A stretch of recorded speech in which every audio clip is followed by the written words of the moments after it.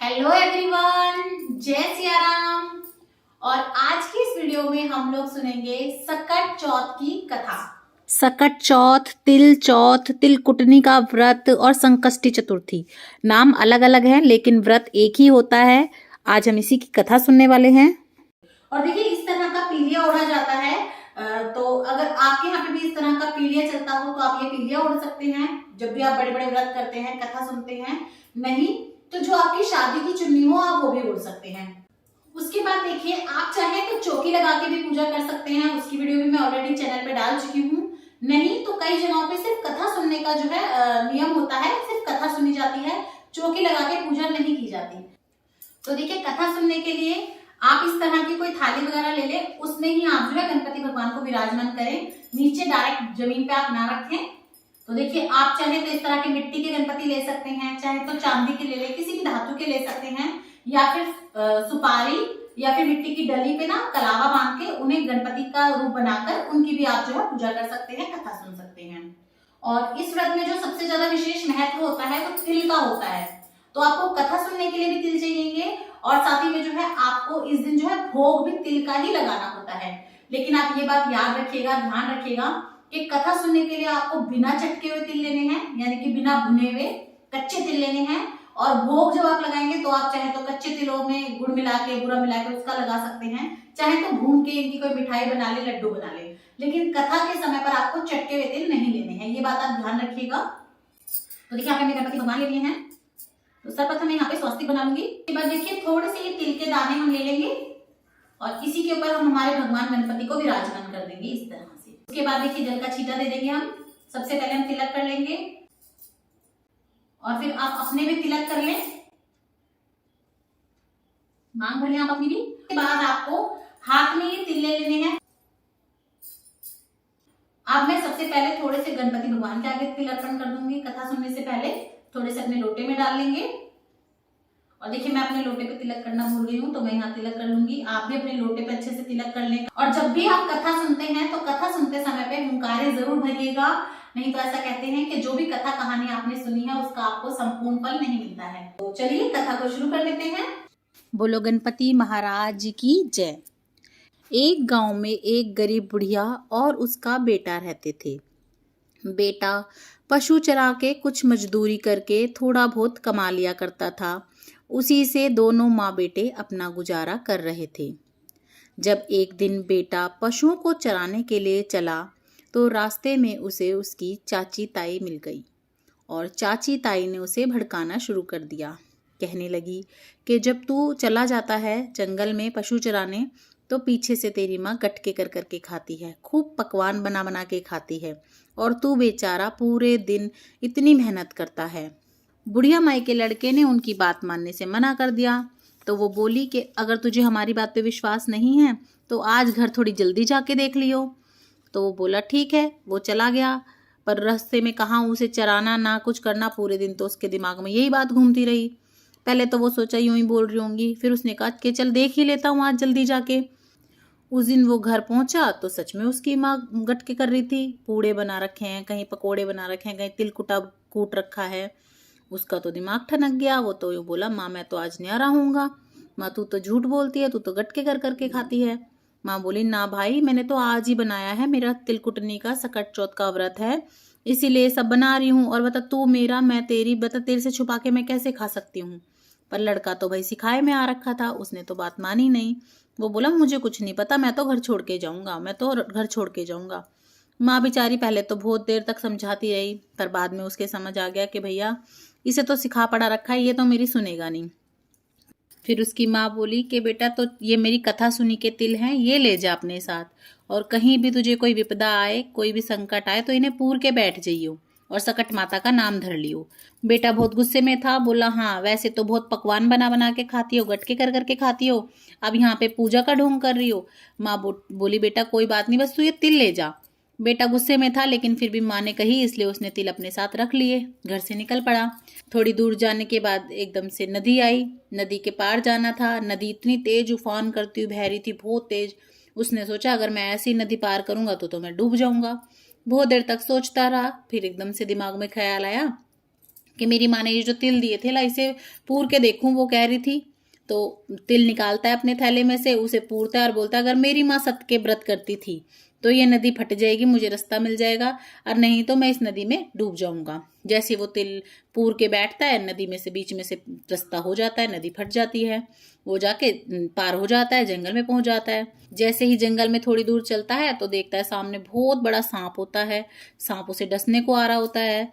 फिर उसे तिल याद आते हैं, अपनी माँ के तिल लेता है, वहीं पूर देता है और कहता है अगर मेरी माँ सत्य के व्रत करती थी तो ये सांप रस्सी बन जाए, नहीं तो ये मुझे खा जाए। सांप एकदम से रस्सी बन जाता है, फिर आगे चला जाता है। इसी तरह आगे जाता है तो एकदम शेर आता है बड़ा सारा दहाड़ता हुआ, फिर से वही तिल लेता है, पूर के बैठ जाता है और यूं कहता है अगर मेरी माँ सत्य के व्रत करती है तो आज या तो मैं बचूंगा या ये शेर बचेगा।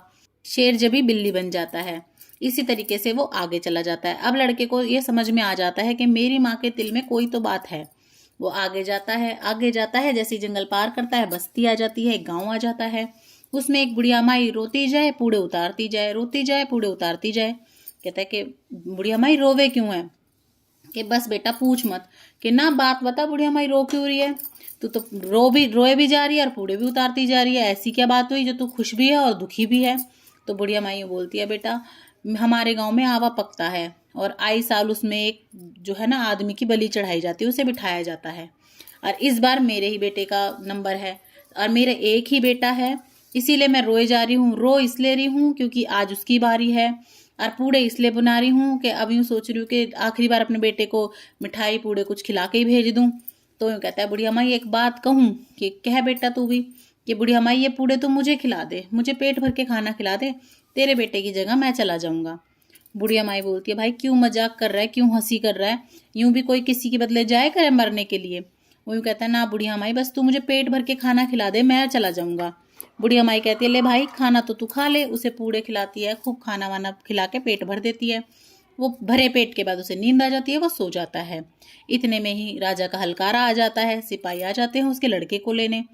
अब बुढ़िया माई सोच में पड़ जाती है कि इसे उठाऊं तो उठाऊं कैसे, पराए पूत को कैसे कह दूं कि भाई तू चला जा। बुढ़िया माई कहीं चिमटा बजाती है, कहीं खुड़का करती है कि किसी तरह खुद ही उठ जाए। इतने में लड़के की आंख खुल जाती है कि बुढ़िया माई खुड़का क्यों करे, आ गए सिपाही? यूं कि हाँ बेटा आ तो गए, पर बता तुझे कैसे भेजूं? यूं कि कोई बात नहीं बुढ़िया माई, जैसा कि मैंने कहा था मैं जाऊंगा।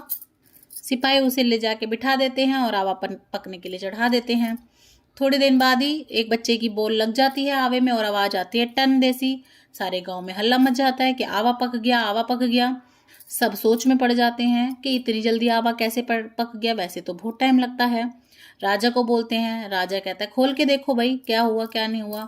जैसे ही सिपाही हटाने लगते हैं, सारा बाहर से हटाने लगते हैं तो आवाज आती है सहज सहज, धीरे धीरे।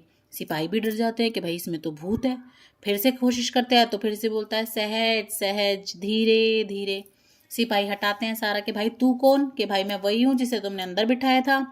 उसे निकालते हैं तो राजा उससे पूछता है भाई तू ऐसा कौन है जो आवे में बिना तेरे कुछ हुआ आँच तक नहीं आई, ऐसे कैसे तू बच गया?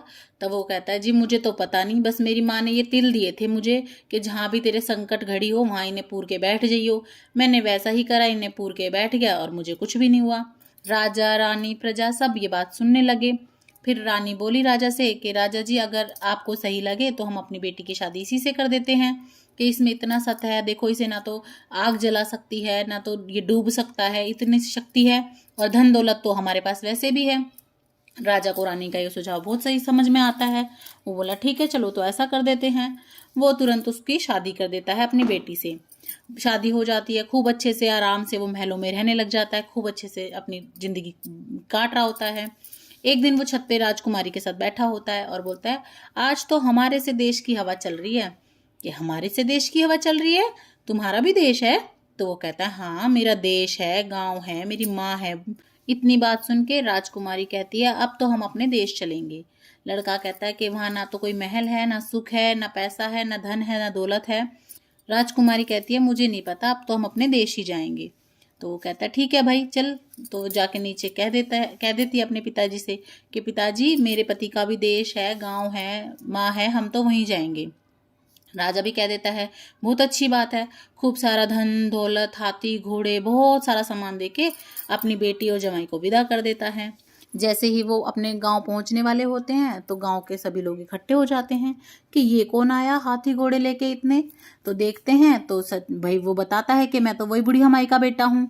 तो जाके सिपाही उन बुढ़िया माई को जाके बोल देते हैं कि बुढ़िया माई तेरा बेटा आ गया, खूब सारे हाथी घोड़े धन दौलत और साथ में एक बहुत सुंदर रानी सी दुल्हन भी लेके आया है। बेचारी बुढ़िया अपने बेटे की याद में रोते रोते गम में अंधी हो चुकी होती है। तो बुढ़िया माई बोलती है कि बेटा मेरी दौर जिठानी बहुत थी मुझे बोली मारने के लिए, मेरी हंसी उड़ाने के लिए, अब तुम लोग भी मेरी हंसी उड़ाने लगे। तब सब कोई कहते हैं कि नहीं बुढ़िया माई तेरा बेटा आ गया इतनी सारी धन दौलत लेके। बुढ़िया माई बेचारी अंधी हो चुकी थी, आंख से दिखता नहीं था, अब वो किसी की बात पे क्या यकीन करे। तभी राजा जी ने आदेश दिया कि बुढ़िया माई को लोहे की आंगी पहनाओ और अगर उस आंगी में से दूध निकल के लड़के के मुंह में धार जाए, उसकी मूंछ भीग जाए, तो इसका मतलब ये बुढ़िया माई का ही बेटा है। ऐसा ही करते हैं, बुढ़िया माई को लोहे की आंगी पहनाते हैं, दूध की धार उसमें से निकलती है और लड़के की मूंछ भीग जाती है। बुढ़िया माई और बुढ़िया माई का बेटा मिल जाते हैं। तो हे चौथ माता, जैसे बुढ़िया माई की पहले आई ऐसी किसी की मत आइयो, जैसे बाद में आई ऐसे सबके आइयो, कहते सुनते हुंकारा भरते। तभी राजा पूरे नगर में ढिंडोरा पिटवा देता है कि इसी तरह से सब कोई चौथ माता का व्रत करियो। तो इसी तरह से हमारी चौथ माता की कथा संपूर्ण होती है। इसके बाद विनायक महाराज की कथा सुनी जाती है, तो मैं आपको वो भी सुना देती हूँ। एक गांव में देवरानी जिठानी रहती थी। जिठानी अमीर थी और देवरानी गरीब थी। देवरानी गणेश जी की भक्त थी। देवरानी का पति जंगल से लकड़ी काटकर बेचता था और अक्सर बीमार रहता था। देवरानी जिठानी के घर पर सारा काम करती और बदले में जिठानी बचा हुआ खाना पुराने कपड़े सब उसको दे देती थी। इसी से देवरानी का परिवार चल रहा था। माघ महीने में देवरानी ने तिल चौथ का व्रत किया। 5 आने का गुड़ और तिल ले आई, तिलकुटा बनाया, पूजा करके तिल चौथ की कथा सुनी और तिलकुटा छीके में रख दिया और सोचा कि चांद उगने पर पहले तिलकुटा और उसके बाद ही कुछ खाएगी। कथा सुनकर वह जिठानी के यहाँ चली गई। खाना बनाकर जिठानी के बच्चों से खाना खाने को कहा तो बच्चे बोले कि माँ ने भी आज व्रत किया है तो माँ भूखी है, जब माँ खाना खाएगी जब ही हम खाएंगे। जेठ जी से बोला खाना खाने को तो वो भी बोलने लगे कि मैं अकेला क्या खाऊंगा, जब चांद निकलेगा तब जब सब खाएंगे मैं तभी खा लूंगा। जिठानी बोली आज तो हमारे घर में किसी ने भी खाना नहीं खाया, तो उससे पहले मैं तुझे कैसे दे दूं, तू कल सुबेरे आ जाना और बचा हुआ खाना ले जाना। देवरानी के घर पर पति बच्चे सब बेचारे आस लगाए बैठे थे कि आज तो त्योहार है, इसीलिए कुछ पकवान आदि जरूर बना होगा और खाने को भी मिलेगा। लेकिन जब वो बच्चों को पता चला कि माँ तो आज रोटी ही नहीं लाई, बच्चों को कुछ खाने को ही नहीं मिला, तो बच्चे रोने लगे। ये सब कुछ देख के उसके पति को बहुत गुस्सा आया और बोलने लगा कि ऐसे काम का भी क्या फायदा जो 2 रोटी खाने को भी नहीं मिलती, और तो तुम क्यों काम करती हो। पहले बहुत उसे डांटने लगा, गुस्सा होने लगा और फिर पति ने गुस्से में आके कपड़े धोने की धोबन से अपनी बीवी को बहुत मारा। धोबन हाथ से जब छूट गई तो पट्टे से मारा। वह बेचारी गणेश जी को याद करती हुई रोते रोते पानी पीकर सो गई। तभी विनायक महाराज एक बूढ़े ब्राह्मण का रूप धारण करके आए और बोले, धोवना मारी पाटे मारी, सो रही हो या जग रही हो। वह बोली, कुछ सो रही हूँ कुछ जग रही हूँ। विनायक महाराज बोले, भूख लगी है कुछ खाने को दे दो। वो बोली, मैं क्या दे दूं, मेरे घर में तो अन्न का दाना भी नहीं है। जिठानी बचा कुचा खाना देती थी, आज उसने भी कुछ नहीं दिया। पूजा का बचा हुआ तिलकुट पड़ा है छीके में, वही खा लो। तिलकुट खाने के बाद विनायक महाराज बोले, धोवने मारी पाटे मारी, निमटाई लगी है कहाँ निमटाएं। वह बोली, सारा घर पड़ा है, जहाँ निमटना हो जो इच्छा हो वो करो। फिर विनायक महाराज बच्चे की तरह बोले, अब पोछू कहाँ, बेचारी कुटी पिटी पड़ी थी, दर्द के मारे आधी कच्ची नींद में थी। बोले, विनायक महाराज जहाँ तुम्हारा जी करता हो वहां पहुंच लो और कुछ ना मिले तो लो, ये मेरा सर रहा इसमें पोंछ लो। विनायक महाराज ने ऐसा ही करा, उसके सर से पोंछ पाछ के चले गए। सुबह जब देवरानी उठी तो यह देखकर हैरान रह गई कि पूरे घर में हीरे मोती पड़े थे, सारा घर जगमगा रहा था। सिर पर जहाँ विनायक जी ने पोछा था वहां भी हीरे मोती की लड़ियां सोने के टीके खूब जगमगाहट कर रहे थे। बेचारी लगी समेटने। उस दिन देवरानी जिठानी के यहाँ काम करने नहीं गई। तभी जिठानी ने अपने बच्चों को भेजा और बोला, जाओ बुला के लाओ चाची को कि सारा काम पड़ा है। बच्चे गए चाची के यहाँ तो देखे जिस झोपड़ी में चाची रहती थी वो झोपड़ी तो थी ही नहीं, बहुत बड़ा महल खड़ा था। अंदर गए तो देखते हैं सारी जगह सोना चांदी बिखरे पड़े हैं, सारा परिवार लग रहा है समेटने में। घर वापस गए, अपनी माँ को बोलने लगे कि माँ वहाँ नहीं है झोपड़ी, और चाची तो सोने चांदी समेटने में लगी हुई है। जिठानी को बहुत गुस्सा आया, यूँ बोली ऐसा कैसे हो गया, भागी भागी गई। जाके जिठानी देवरानी के घर बोलने लगी, ये तूने किसका चोरा, किसका खोसा। देवरानी बोलने लगी कि किसी का भी नहीं, ऐसे ऐसे कल आपके यहाँ से आई थी, कुछ खाने को तहा नहीं, गुस्से में पति ने मारी पीटी, ऐसे ऐसे विनायक आए और इस तरह से मुझे तो विनायक महाराज दे के गए हैं सारी चीज। जिठानी सोची अच्छा ऐसी बात है तो मैं भी यही करूंगी। जिठानी अपने घर चली गई। घर जाके अगले दिन ना कुछ बनाया ना कुछ खाया, ना बच्चों को दिया ना पति को दिया, बैठ गई अपने आराम से। अपने पति से बोली मुझे पीट। वो बोला ना क्यों पीटे भगवान। इन्हों कहना मैं कह रही हूँ मुझे पीट। पहले बेचारे ने आराम आराम से मारी, इनके ना जोर से मार, खूब अच्छी सी पीट दे। जब वो बोला ले भाई, तो उसके पति ने भी खूब अच्छे से अपनी सारी तसल्ली कर ली, खूब पीट पाट के बिठा दी। आए विनायक महाराज फिर से बूढ़े ब्राह्मण का रूप धारण करके, बोले ए माई कुछ खाने को दे, कुछ खाने को दे। नु क्या आओ विनायक महाराज, आओ आओ, लो ये देखो कितना सारा मैंने तो तिलकुटा पीस रखा है, देखो ये कितना सारा धरा है, खाओ खूब जिम लो। खूब खा लिया विनायक महाराज ने भी पेट भर के खूब। फिर यूँ कहने लगे विनायक महाराज के अब मैं निमटाऊं कहाँ। तो यूँ कहने उसके घर में तो कुछ भी नहीं था, देखो मैंने तो झाड़ू पोछा कर रखा है बढ़िया से, यहाँ खूब अच्छे से देखो हर कोने में कर देना, खूब अच्छे से कर देना। विनायक महाराज ने सारी तरफ अपने निमट लिए। यूँ बोले अब मैं अपने ये पोछू कहाँ। तो यूँ बोली देखो उसके तो सिर में भी बेकार सड़ा पड़ा था, देखो मैंने तो शैम्पू से धो रखा है, इसमें पोछो, इसमें साफ करो, देखो कितनी खुशबू आ रही है। तो विनायक महाराज बोले ठीक है। तो विनायक महाराज ने पोंछ पाछ लिया, चले गए। अगले दिन सुबह देखे तो सारे घर में बदबू ही बदबू, कीड़े मकोड़े हर जगह। अपनी देवरानी को बुलवाया, अनु के देख भाई ये विनायक महाराज अपनी माया बिखेर के चले गए। जब सब कोई कहने लगे कि वो बेचारी तो असली में पिटी थी, बिना उसके पिटी थी बेचारी, उसका तो भगवान ने भला करने के लिए आए थे, और तू अच्छी ढापी भरी पूरी, उसके बाद भी मोह माया के चक्कर में तूने जानबूझ के ये सब करा। तो सब कोई कहने लगे कि अब भाई विनायक महाराज ही समेट सकते हैं, उनकी माया को तो कोई समेट नहीं सकता। तो हाथ जोड़ के प्रार्थना करते हैं, हे विनायक महाराज अपनी ये माया समेटो। विनायक महाराज आते हैं तो विनायक महाराज कहते हैं कि ये तो सदका करे थी और तू मोह माया में करती थी, इसीलिए तुझे सबक सिखाने के लिए ये सब करा है मैंने। तो ये कहती है हे विनायक महाराज अपनी गलती मानती हूँ, इसे समेट लो। विनायक महाराज कहते हैं समेट तो मैं लूंगा, पहले तू वचन भर के अपने जितने भी तेरे पे धन दौलत माया है उसका आधा अपनी देवरानी को देगी। तो वो कहती है ठीक है मैं आधा दे दूंगी, बस आप अपनी माया समेट लो। विनायक महाराज अपने माया को समेट लेते हैं। तो हे विनायक महाराज जैसा देवरानी पे टूटा ऐसा सब पे टूटियो, जैसा जिठानी पे टूटा ऐसा किसी पे मत टूटियो, कहते सुनते हुंकारा भरते। उसके बाद थोड़े से तिल भगवान को चढ़ा दे, थोड़े अपने लोटे में डाल दें। इसके बाद जो आपने कथा सुनी के तिल लिए थे, थोड़े से तो आप अपने पल्ले में बांध लीजिए। हमारे यहाँ पे पल्ले में ही बांधते हैं, इसीलिए मैं पल्ले में बांध रही हूँ। और अगर आप चाहें तो अलग से किसी कटोरी वगैरह में रख लें, शाम को आप उसे जो है अर्घ दे दें। लेकिन हमारे यहाँ इसी तरह से थोड़े से तिल तो पीलिये में बांध लिए जाते हैं इस तरह से। और इससे जो है अभी आप सूर्य भगवान को अभी अर्घ दे देंगे, तो अभी आप इन्हीं तिलों से अर्घ दे देंगे। और सूर्य भगवान को अर्घ देते समय आपको क्या बोलना चाहिए, अर्घ कैसे देना चाहिए, उसकी भी वीडियो चैनल पे आ चुकी है, जरूर देखिएगा। और अगर आपको वीडियोस अच्छी लग रही हैं, चैनल पसंद आ रहा है तो लाइक शेयर सब्सक्राइब करना ना भूलें। ज्यादा से ज्यादा शेयर करें ताकि सभी के काम आ सके। और कमेंट बॉक्स में जय सिया राम जरूर से लिख दें, जय सिया राम।